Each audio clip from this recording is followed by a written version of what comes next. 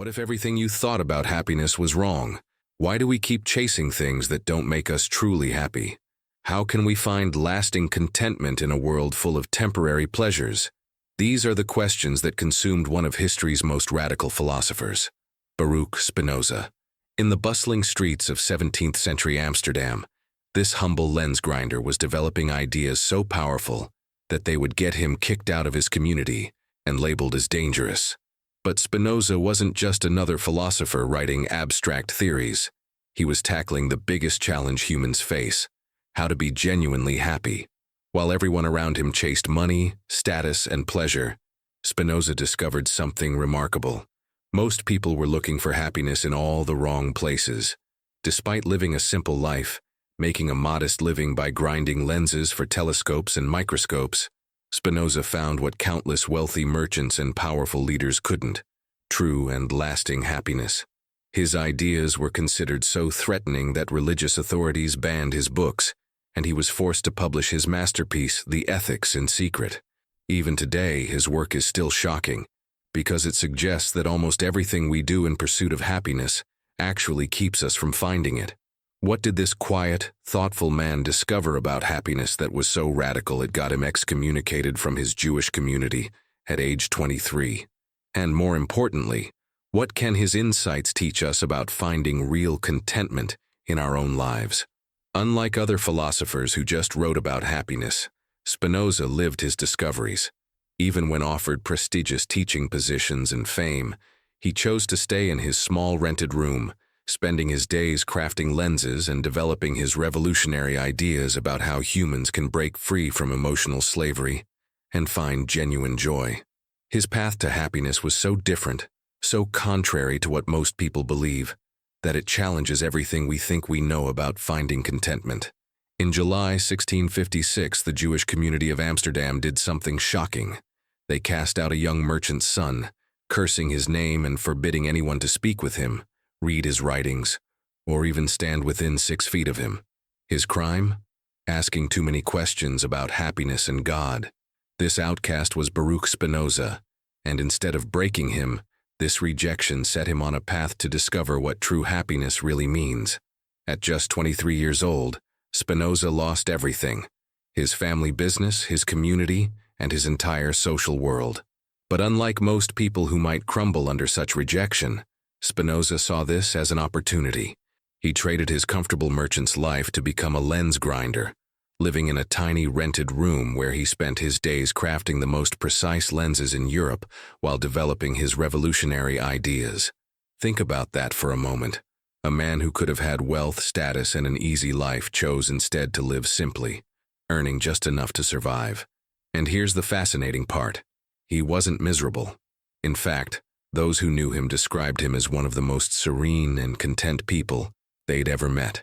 While religious leaders were calling him a dangerous heretic and philosophers were attacking his ideas, Spinoza remained remarkably peaceful. This wasn't just good luck or a naturally sunny disposition.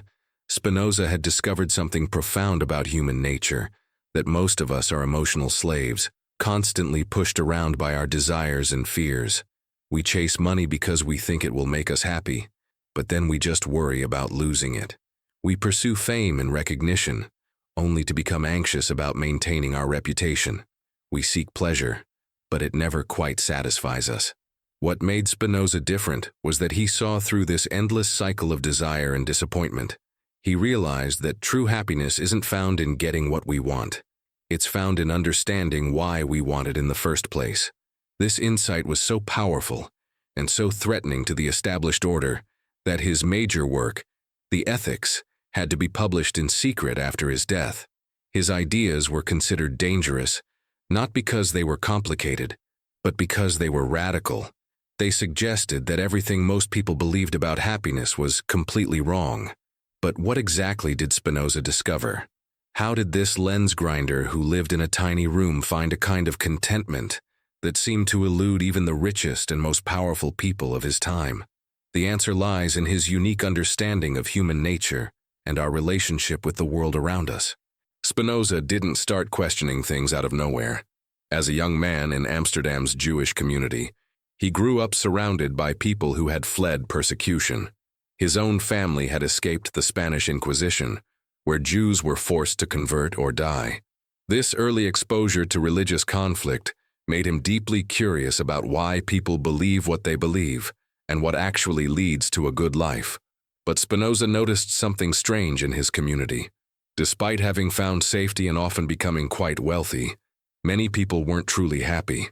They were constantly anxious about business, worried about their reputation, or caught up in endless desires for more success.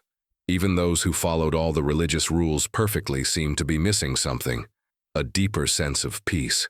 This got Spinoza thinking about knowledge and how we understand the world. He realized most people were stuck in what he called the first kind of knowledge. They just accepted what others told them, or relied on random experiences.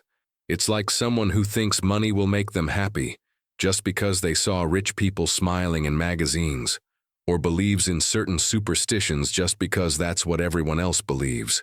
Then there's the second kind of knowledge, rational thinking and scientific understanding. This is better, but Spinoza saw it wasn't enough for true happiness. You can understand perfectly well how the stock market works or know all about psychology, but that knowledge alone won't make you content. It's like knowing exactly how sugar affects your body, but still being unable to resist eating too many sweets. The real problem, Spinoza discovered, was that most people were living at the mercy of what he called passive emotions. These are feelings that come from outside ourselves. When we're happy because someone compliments us, sad because we lost something, or angry because things didn't go our way. Living this way is like being a boat without a rudder, just blown around by whatever winds happen to be blowing. Spinoza saw this emotional slavery everywhere. Merchants who couldn't sleep because they were worried about their cargo ships. Religious leaders who preached love but were consumed by hatred for other faiths. Politicians who had all the power they wanted but lived in constant fear of losing it. Even his own community, despite all their wisdom and traditions, often seemed trapped in cycles of fear and desire. This wasn't just abstract philosophy.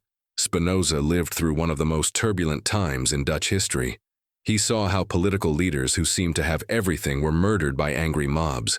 He watched as people who spent their whole lives building wealth lost everything in wars and economic crashes. All of this confirmed his insight. Happiness based on external things, whether it's money, power, reputation, or even the approval of others, can never last. But if these common paths to happiness don't work, what does? Spinoza's answer was so radical that it's still challenging today.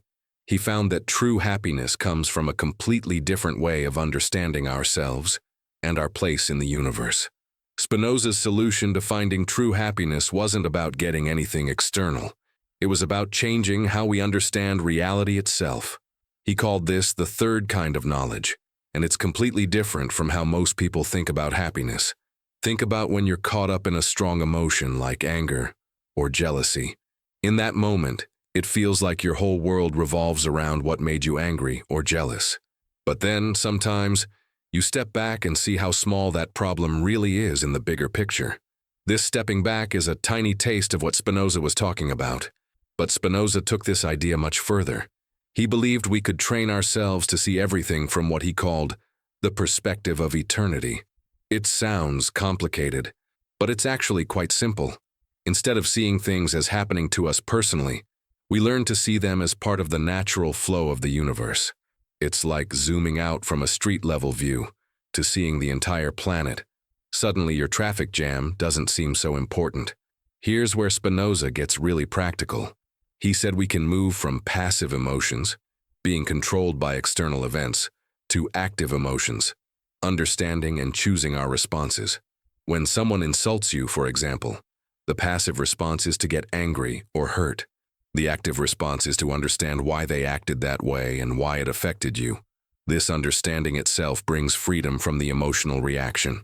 Spinoza practiced this in his own life. When he was excommunicated, instead of being destroyed by it, he understood it as a natural result of human fear and the need for social control. This understanding didn't just help him cope, it gave him genuine peace. He wasn't pretending not to be hurt. He genuinely transcended the hurt through understanding. This is why Spinoza said that the more we understand particular things, The more we understand God or nature, by God or nature he meant the entire interconnected system of reality. Each time we truly understand something, not just intellectually but deeply, we become more free and more happy. This isn't temporary happiness that depends on circumstances.